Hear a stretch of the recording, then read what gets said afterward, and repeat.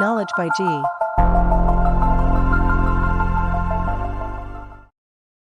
Hello दोस्तों, कैसे हैं आप सभी लोग। आप सभी का स्वागत है फिर से हमारे चैनल नॉलेज बाय जी पर। मैं हूं आपका दोस्त समित कुमार, लेकर आया हूं आपके लिए एक और इन्फॉर्मेटिव वीडियो लॉ से संबंधित। आज हम इस वीडियो में सीआरपीसी के इम्पोर्टेंट एमसीक्यू को कवर करने वाले हैं। साथ ही इस वीडियो में हम एक इम्पोर्टेंट सेक्शन को डिटेल में भी समझेंगे। तो स्टार्ट करते हैं। सबसे पहला हमारा इम्पोर्टेंट क्वेश्चन क्या है। ये एक स्टेटमेंट है। इस स्टेटमेंट से आपको पता लगाना है कि इन सभी में से कौन सा इसका सही जवाब है। स्टेटमेंट में पहले आपको समझा देता हूँ। ए जो कि एक विक्टिम है किस चीज़ की, गैंगरेप की, यानी कि उसके साथ गैंगरेप किया गया है। अब जब ट्रायल चल रहा होता है तो जब ट्रायल ख़त्म होता है, ट्रायल का कंक्लूजन क्या आता है कि जो कोर्ट होती है वो क्या करती है, एक्यूज पर्सन को कन्विक्शन ठहराती है, यानी कि उसे दोषी ठहराती है और उसे सज़ा दे देती है। साथ ही उस पर फाइन भी लगा देती है। उसे कारावास में तो डालती है लेकिन उस पर फाइन भी लगा देती है। अब कोर्ट क्या कहती है कि जो भी ये फाइन हम लगा रहे हैं ये आप विक्टिम को देंगे एज एन कंपनसेशन। अब यहाँ पर जो विक्टिम है वो भी क्या कर देती है, कंपनसेशन के लिए एप्लीकेशन फाइल कर देती है सेक्शन 357 ए सीआरपीसी के अंदर। और यहाँ पर कॉम्पिटेंट कोर्ट के समक्ष ऐसे कंसिडरेशन करने के लिए यह चीज़ पेंडिंग की गई है। तो ऐसे में क्या हो सकता है, तो इसके लिए हमें सेक्शन 357 के बारे में पता होना चाहिए कि क्या क्या इंग्रेडिएंट लिखे हुए हैं सेक्शन 357 ए में, तभी हम इसका जवाब सही तरीके से दे पाएंगे। मैं आपको बता देता हूँ इसका सही जवाब क्या है। सेकंड इसका सही जवाब है। ऐसा क्यों है कि क्योंकि स्टेट गवर्नमेंट ने ये कहा है कि स्टेट गवर्नमेंट पे करेगी कंपनसेशन किसको, विक्टिम को, अगर वो किसी भी तरीके से इस तरीके के अपराध में, अगर उसके साथ कोई ऐसा अपराध घटित होता है तो वो कंपनसेशन क्लेम कर सकता है विक्टिम 357 ए के अंदर। साथ ही जो भी कोर्ट फाइन लगाएगी वो भी उस विक्टिम को पे किया जाएगा उसके रिहैबिलिटेशन के लिए, जो उसे लॉस हुआ है, जो उसे इंजरी हुई है। तो अब समझते हैं सेक्शन 357 ए के बारे में कि क्या कहता है। 357 ए जो बात करता है एक स्कीम के बारे में, यानी कि विक्टिम के लिए एक स्कीम बनाई जाएगी। अब ये स्कीम कौन बनाएगा, सब सेक्शन 1 में यही लिखा हुआ है कि जितनी भी स्टेट गवर्नमेंट है वो क्या करेंगी, कोऑर्डिनेट करेगी सेंट्रल गवर्नमेंट के साथ, यानी कि यूनियन के साथ।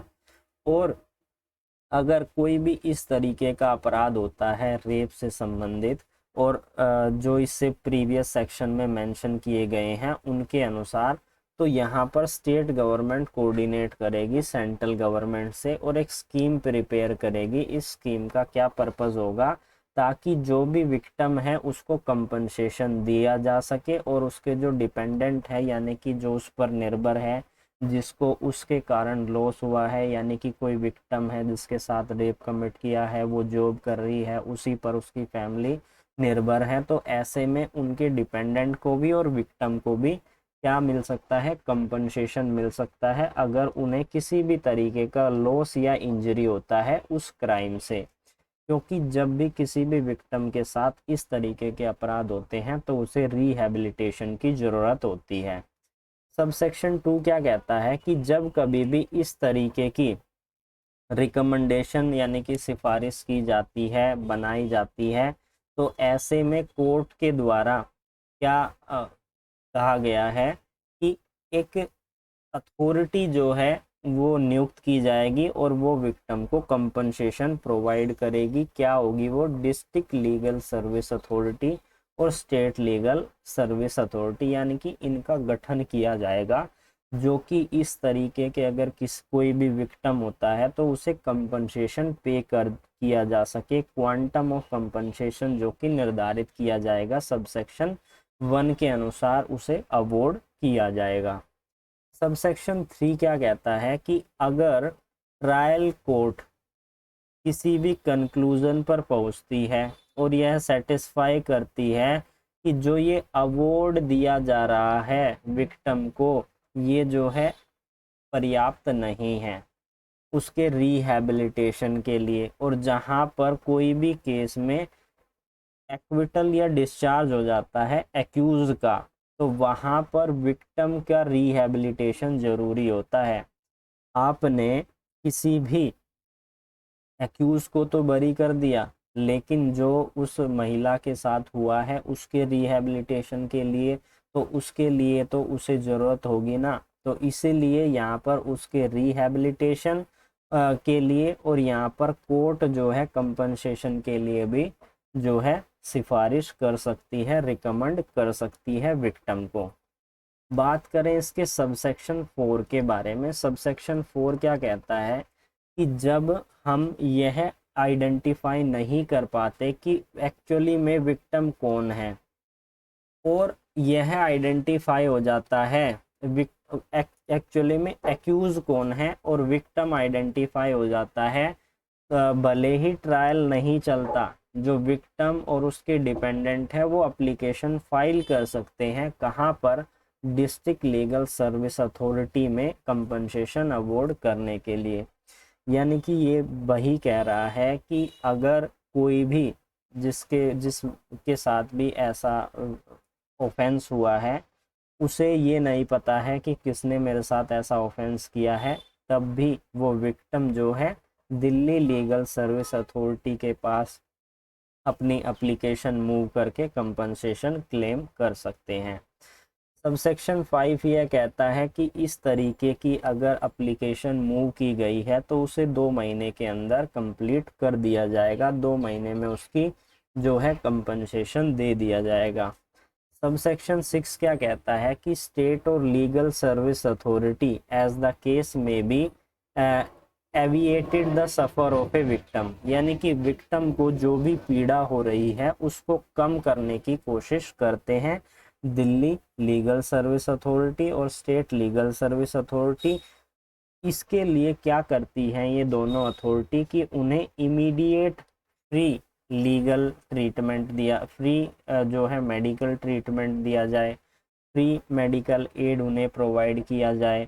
और फ्री ऑफ कॉस्ट ऐसा कैसे निर्धारित किया जा सकता है? जब जो पुलिस ऑफिसर है वो एक सर्टिफिकेट तैयार करेंगे कि इसको जो है एड की ज़रूरत है या फिर मेडिकल बेनिफिट की इनको ज़रूरत है, या फिर मजिस्ट्रेट साहब के द्वारा इस तरीके का कोई भी सर्टिफिकेट जो है दिया जाता है।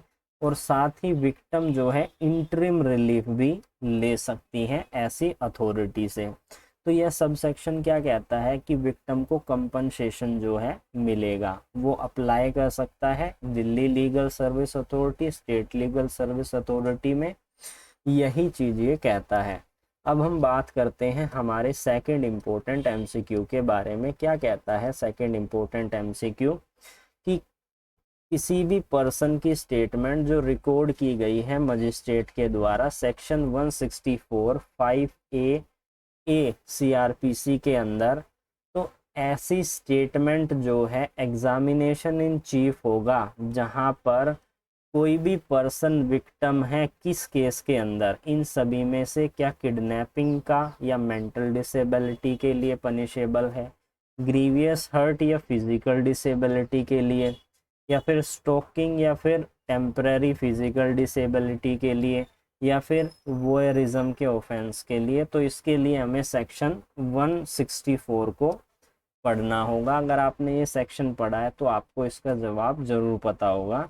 तो इसका जो सही जवाब है वो है थर्ड जो ऑप्शन है।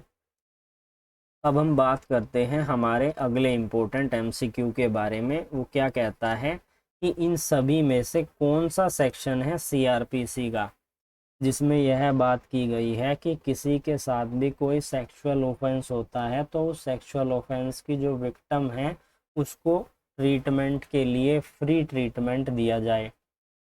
अब इसके लिए हमें देखना होगा सेक्शन 357C को। 357 इस बारे में बात करता है। 357 में यह कहा गया है कि भले ही वो प्राइवेट हॉस्पिटल हो या फिर पब्लिक हॉस्पिटल हो या किसी भी सरकारी या प्राइवेट हॉस्पिटल से वो ऑथोराइज हो, तो ऐसे में कोई भी सेक्सुअल ऑफेंस के विक्टिम है तो उसे फ्री ऑफ कॉस्ट जो है लीगल एड प्रोवाइड की जाएगी। अब हम बात करते हैं हमारे अगले इम्पोर्टेंट क्वेश्चन के बारे में। ललिता कुमारी काफ़ी इम्पोर्टेंट केस है। इस केस में सुप्रीम कोर्ट ने यह बात हेल्ड की थी कि एक्यूज्ड का राइट है प्रोटेक्शन का, right of the accused as the complainant as preliminary inquiry should be made in a time bound manner and in such case it shall not be exceeded। यानी कि जो भी प्रिलिमिनरी इंक्वायरी की जा रही है उसे टाइम के अंदर किया जाना चाहिए, और वो कितना टाइम होगा, कितने टाइम से ज़्यादा जो है समय नहीं दिया जाएगा, तो 7 दिन से ज़्यादा समय यहाँ पर नहीं दिया जाएगा। यह बात इंश्योर की गई थी ललिता कुमारी के केस के अंदर।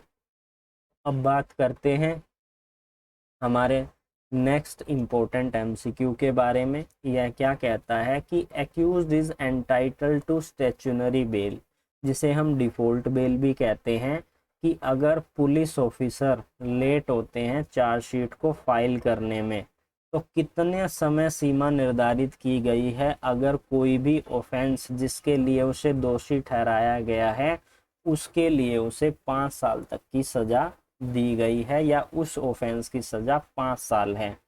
तो ऐसे में हमने एक प्रीवियसली भी हमने डिस्कस किया था कि अगर डेथ पेनल्टी है, लाइफ इम्प्रिजमेंट है और 10 साल से ज़्यादा की पनिशमेंट है, तो ऐसे में 90 दिन का समय दिया गया है और 60 दिन का समय दिया गया है किसी भी अदर ऑफेंस के अंदर। तो ऐसे में यहाँ पर ये इसने कोई ऐसा ऑफेंस किया है जिसकी सज़ा जो है 5 साल है, तो ऐसे में 60 दिन के बाद अगर पुलिस ऑफिसर जो है चार्जशीट फाइल नहीं करते हैं, तो यहाँ पर उस एक्यूज के पास डिफ़ॉल्ट राइट आ जाता है बेल का। तो आज हमने इस वीडियो में इम्पोर्टेंट एमसीक्यू के साथ कंसेप्ट को क्लियर किया। तो फिर मिलेंगे एक न्यू लेक्चर में, तब तक के लिए जुड़े रहिए अमित कुमार नॉलेज बाई जी के साथ।